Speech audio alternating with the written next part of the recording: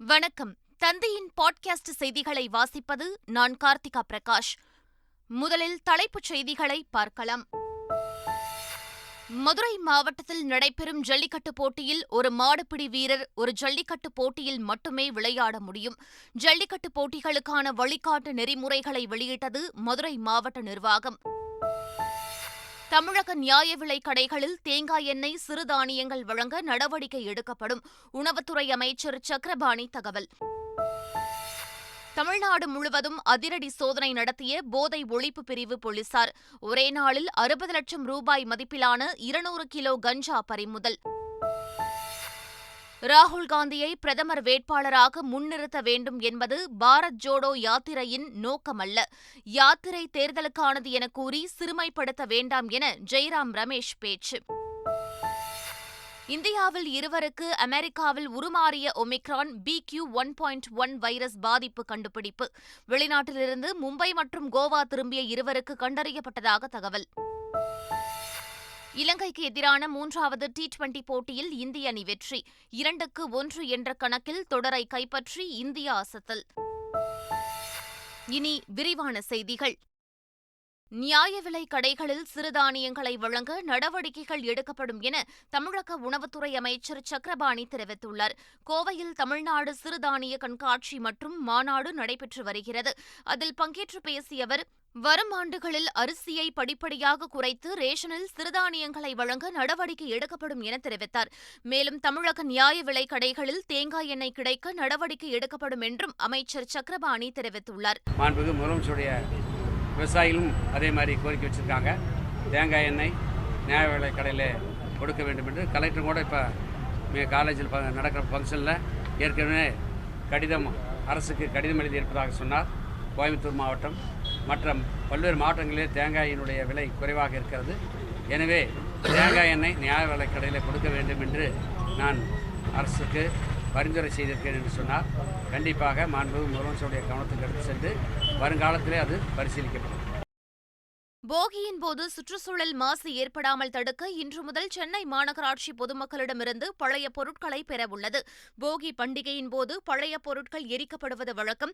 இந்நிலையில் போகி பண்டிகைக்காக பொதுமக்கள் துணி, டயர், நெகிழி போன்ற பழைய பொருட்களை எரித்து சுற்றுச்சூழலை மாசுபடுத்துவதை தடுக்கும் வகையில் அப்பொருட்களை சென்னை மாநகராட்சி பெற்றுக் கொள்ளவுள்ளது.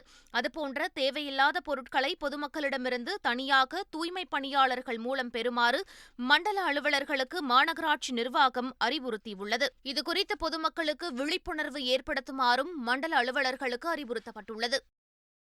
கொரோனா காலத்தில் நியமிக்கப்பட்ட தற்காலிக செவிலியர்களை பணி நிரந்தரம் செய்ய வாய்ப்பு இல்லை என அமைச்சர் மா. சுப்பிரமணியன் தெரிவித்துள்ளார். பணி நிரந்தரம் கோரி போராட்டம் நடத்தி வரும் செவிலியர்கள் சங்க தலைவர்களுடன் தமிழக சுகாதாரத்துறை அமைச்சர் பேச்சுவார்த்தை நடத்தினார். பேச்சுவார்த்தைக்கு பின் செய்தியாளர்களிடம் பேசிய அமைச்சர் மா. சுப்பிரமணியன், தற்காலிக செவிலியர்களுக்கு பணி நிரந்தரம் வழங்க வாய்ப்பு இல்லை என்றும் மருத்துவ பணியாளர் நியமனத்தில் முன்னுரிமை அளிக்கப்படும் என்றும் தெரிவித்தார். பேச்சுவார்த்தை தோல்வியில் முடிந்ததால் அடுத்த கட்ட போராட்டம் குறித்து விரைவில் அறிவிக்கப்படும் என்றும் செவிலியர் சங்கம் அறிவித்துள்ளது. கல்லூரிகளில் பேராசிரியர்கள் ஜாதி அடிப்படையில் செயல்படுவதாக புகார்கள் அதிக அளவில் வருவதாக அமைச்சர் பொன்முடி வேதனை தெரிவித்துள்ளார்.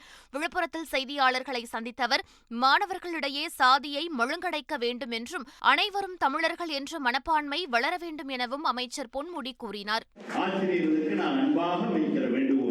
என்கிட்ட வர புகார்கள் தான் கல்லூரிகள்ல இந்த மாதிரி கேஸ்ட் ப்ராப்ளம் தான் சார் நிறைய நடக்குது அப்படின்னு சொல்லுகிறவர்கள் நிறைய இருக்கிறார்கள்.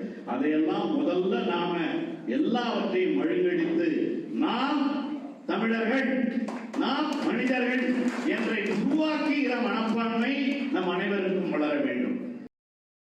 மதுரையில் நடைபெறும் ஜல்லிக்கட்டு போட்டிகளில் புதிய கட்டுப்பாடுகளின்படி ஒரு மாடுபிடி வீரர் ஒரு ஜல்லிக்கட்டு போட்டியில் மட்டுமே பங்கேற்க முடியும் என தெரிவிக்கப்பட்டுள்ளது. மதுரை மாவட்டத்தில் நடைபெறும் அவனியாபுரம், பாலமேடு, அலங்காநல்லூர் ஜல்லிக்கட்டு போட்டிகளுக்கான வழிகாட்டு நெறிமுறைகளை மதுரை மாவட்ட நிர்வாகம் வெளியிட்டுள்ளது. இதன்படி மாடுபிடி வீரர்கள் madurai.nic.in என்ற இணையதளத்தில் தங்களது புகைப்படம் மற்றும் 2 தவணை கொரோனா தடுப்பூசி செலுத்திய சான்றிதழை பதிவேற்றம் செய்ய வேண்டும் என்றும், போட்டி நடைபெறும் 2 நாட்களுக்கு முன்பாக கொரோனா இல்லை என்ற சான்றிதழ் வழங்க வேண்டும் என்றும் தெரிவிக்கப்பட்டுள்ளது. ஜல்லிக்கட்டு போட்டியில் 300 மாடுபிடி வீரர்கள் மற்றும் 150 பார்வையாளர்கள் மட்டுமே அனுமதிக்கப்படுவார்கள் எனவும் மதுரை மாவட்ட நிர்வாகம் தரப்பில் தெரிவிக்கப்பட்டுள்ளது.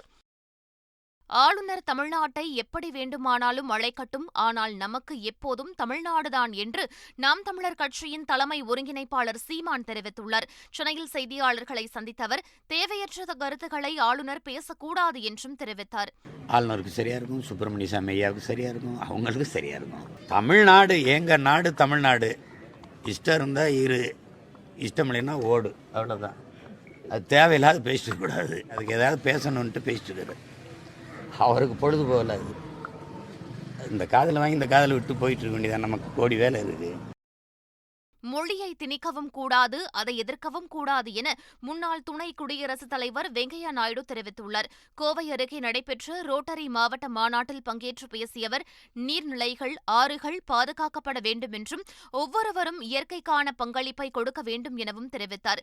யோகாவுக்கு மதங்கள் கிடையாது என்று தெரிவித்த வெங்கையா நாயுடு, யோகாவை பிரதமர் மோடிக்காக செய்யாமல் நமது உடலுக்காக செய்ய வேண்டும் என தெரிவித்தார்.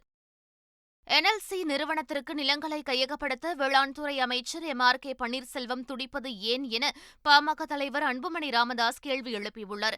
NLC சுரங்கப் பணிக்காக 25,000 ஏக்கர் நிலம் கையகப்படுத்துவதை கண்டித்து நெய்வேலி அருகே வானதிபுரத்தில் நடைபெற்ற கூட்டத்தில் பேசிய அவர், வேளாண் நிலங்களை NLCக்கு கையகப்படுத்த கடலூர் மாவட்ட அமைச்சர்கள் துடிப்பது ஏன் என கேள்வி எழுப்பினார். ஒரு அமைச்சருடைய வேலை என்ன?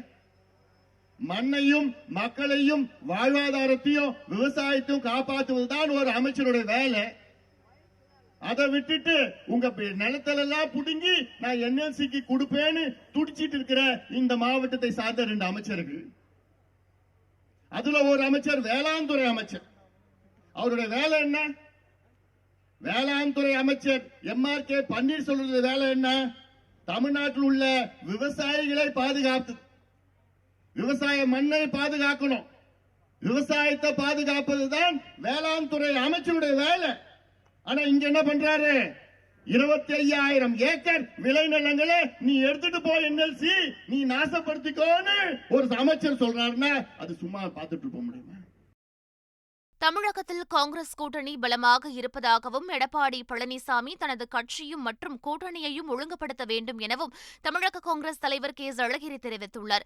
வேலூரில் செய்தியாளர்களை சந்தித்த அவர், பொங்கலை தமிழர் பண்டிகையாக பாஜக கருதவில்லையா எனவும் கேள்வி எழுப்பியுள்ளார். பிஜேபி தமிழர் திருநாள பொங்கலை தமிழர் பண்டிகையா அவங்க கருதலையா? தமிழர் திருவிழா என்பது, பொங்கல் என்பது, அறுவடை என்பது நம்முடைய இந்து கலாச்சாரத்தில் இருப்பதுதான். இந்து மதத்தில் தான் நாமும் இருக்கிறோம். இந்து பண்டிகைகளை முதலமைச்சர் புறக்கணிப்பாரா என்று சொல்வதனுடைய பொருள் என்ன? இந்த நாட்டில் நீங்க கலவரத்தை, வேற்றுமையை உருவாக்க விரும்புறீங்க. தமிழகத்தில் போதை ஒழிப்பு பிரிவு போலீசார் ஒரே நாளில் நடத்திய அதிரடி சோதனையில் 60 லட்சம் மதிப்புள்ள 200 கிலோ கஞ்சா பறிமுதல் செய்யப்பட்டுள்ளது. போதைப் பொருள் கடத்தல் தொடர்பான எந்தவொரு தகவலையும் 105881 அல்லது CUG எண் 9498410581 என்ற இலவச எண்ணுக்கு தெரிவிக்குமாறு பொதுமக்களுக்கு போலீசார் தெரிவித்துள்ளனர். தமிழகத்தில் எவ்வளவு பெரிய ஆட்சி நடந்தாலும் அது டாக்டர் சிவந்தி ஆதித்தனார் சொல்லிற்கேற்றது போல் நடைபெற்றது என்று தமிழ்நாடு பனைமரம் வாரிய தலைவரும் சமத்துவ மக்கள் கழகத்தின் தலைவருமான எர்ணாவூர் நாராயணன் தெரிவித்துள்ளார். தூத்துக்குடியில் DMNS doctor Sivanthi Adithanar matriculation மேல்நிலைப் பள்ளியின் 27வது ஆண்டு விழா நிகழ்ச்சியில் பங்கேற்று பேசிய எர்ணாவூர் நாராயணன், பத்மஸ்ரீ டாக்டர் சிவந்தி ஆதித்தனார் பத்திரிகை உலகின் முடிசூடா மன்னனாக இருந்தவர் என்று குறிப்பிட்டார். சென்னை அடுத்த வண்டலூர் உயிரியல் பூங்காவில் 9 அம்ச கோரிக்கைகளை வலியுறுத்தி ஒப்பந்த பணியாளர்கள் தொடர் போராட்டத்தில் ஈடுபட்டு வருவதால் பராமரிப்பு பணிகள் பாதிக்கப்பட்டுள்ளன. அப்போது பயோமெட்ரிக் முறையை ரத்து செய்ய வேண்டும் என்றும், தொழிலாளர்களை அவமரியாதையாக நடத்தும் அதிகாரிகள் மீது நடவடிக்கை எடுக்க வேண்டும் உள்ளிட்ட கோரிக்கைகள் வலியுறுத்தப்பட்டன. திருப்பூர் மாவட்டம் மணலூர் அமராவதி ஆற்றில் முதலை இருப்பது உறுதி செய்யப்பட்டுள்ளதால் பொதுமக்கள் ஆற்றில் இறங்க வேண்டாம் என பேரூராட்சி நிர்வாகம் எச்சரித்துள்ளது.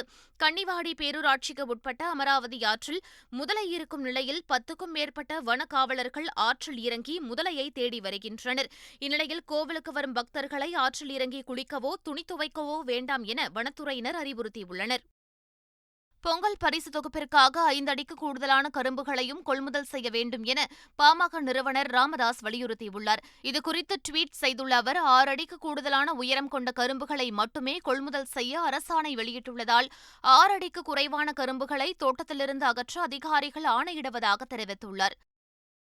தமிழ்நாட்டில் 3 மாதமாக சம்பளம் வழங்காத ஆசிரியர்களுக்கு உடனடியாக சம்பளம் வழங்க வேண்டும் என முன்னாள் முதலமைச்சர் ஓ பன்னீர்செல்வம் வலியுறுத்தியுள்ளார். இதுகுறித்து அறிக்கை வெளியிட்டுள்ள அவர், சம்பளம் வழங்காததற்கு பள்ளிக் கல்வித்துறைக்கும் நிதித்துறைக்கும் இடையே ஒருங்கிணைப்பு இல்லாததே காரணம் என தெரிவித்துள்ளார். கோவை கார் சிலிண்டர் வழக்கில் மேலும் 6 பேரை 10 நாட்கள் போலீஸ் காவலில் எடுத்து விசாரிக்க பூந்தமல்லி சிறப்பு நீதிமன்றம் அனுமதி வழங்கியுள்ளது. இதையடுத்து 6 பேரையும் ரகசிய இடத்தில் வைத்தும் கோவைக்கு அழைத்து சென்றும் விசாரணை நடத்த என்ஐஏ அதிகாரிகள் முடிவு செய்துள்ளனர். 2024 தேர்தலில் ராகுல் காந்தியை பிரதமர் வேட்பாளராக நிறுத்த வேண்டும் என்பது பாரத் ஜோடோ யாத்திரையின் நோக்கமல்ல என காங்கிரஸ் விளக்கம் அளித்துள்ளது. ஹரியானா மாநிலம் கர்னலில் பாரத் ஜோடோ யாத்திரையில் பங்கேற்று பேசிய காங்கிரஸ் மூத்த தலைவர் ஜெய்ராம் ரமேஷ், யாத்திரை தேர்தலுக்கானது என கூறி சிறுமைப்படுத்த வேண்டாம் என்று தெரிவித்தார்.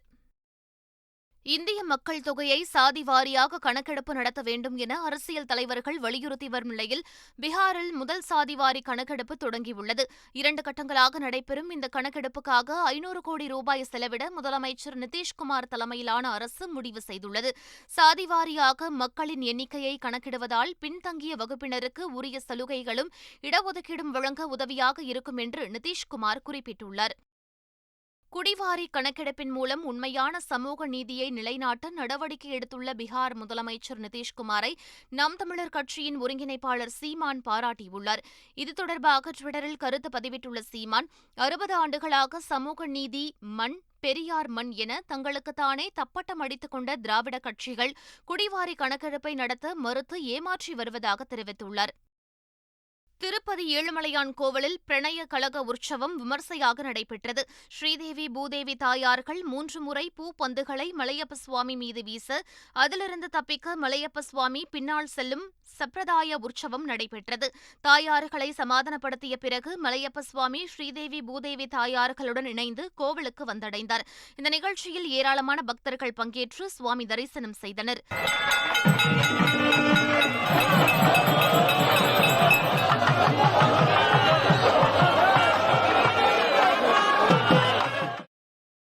இந்தியாவில் இருவருக்கு அமெரிக்காவில் உருமாறிய ஒமிக்ரான் BQ.1.1 வைரஸ் பாதிப்பு கண்டறியப்பட்டுள்ளது. வெளிநாடுகளிலிருந்து வரும் பயணிகளிடம் ரேண்டமாக கொரோனா பரிசோதனை செய்யப்பட்டு வருகிறது. அந்த வகையில் நாடு முழுவதும் இருந்து புனே வைரஸ் ஆய்வகத்திற்கு அனுப்பப்பட்ட 11 மாதிரிகள் ஆய்வு செய்யப்பட்டன. இதில் மும்பை மற்றும் கோவாவில் இருந்து அனுப்பப்பட்ட தலா 1 மாதிரியில் அமெரிக்காவில் பரவலாக காணப்படும் உருமாறிய BQ.1.1 திரிபு தொற்று கண்டுபிடிக்கப்பட்டுள்ளது. 79வது கிராண்ட் மாஸ்டர் பட்டம் பெற்ற தமிழக செஸ் வீரர் பிரணேஷ் அமைச்சர் உதயநிதி ஸ்டாலினை நேரில் சந்தித்து வாழ்த்து பெற்றார். சமீபத்தில் தமிழக செஸ் வீரர் பிரணேஷ் 79வது கிராண்ட் மாஸ்டர் பட்டம் பெற்றார். இந்நிலையில் சென்னை ஆழ்வார்பேட்டையில் உள்ள முகாம் அலுவலகத்தில் அமைச்சர் உதயநிதி ஸ்டாலினை நேரில் சந்தித்த பிரணேஷ் அவரிடம் வாழ்த்து பெற்றார். இலங்கைக்கு எதிரான T20 தொடரை 2-1 என்ற கணக்கில் இந்தியா வென்றுள்ளது. ராஜ்கோட்டில் நடைபெற்ற கடைசி T20 போட்டியில் முதலில் பேட்டிங் செய்த இந்தியா 5 விக்கெட் இழப்பிற்கு 228 ரன்களை குவித்தது. அதிரடி ஆட்டத்தை வெளிப்படுத்திய சூரியகுமார் யாதவ் T20 போட்டிகளில் தனது 3வது சதத்தை பதிவு செய்தார். பின்னர் 229 ரன்கள் இலக்கை நோக்கி ஆடிய இலங்கை சீரான இடைவெளியில் விக்கெட்டுகளை பறிகொடுத்தது. 17வது ஓவரில் 137 ரன்களுக்கு இலங்கை ஆல் அவுட்டாக 91 ரன்கள் வித்தியாசத்தில் இந்தியா அபார வெற்றி பெற்றது. சதமடித்த சூரியகுமார் யாதவ் ஆட்ட நாயகனாகவும் அக்சர் பட்டேல் தொடர் நாயகனாகவும் தேர்வாகினர்.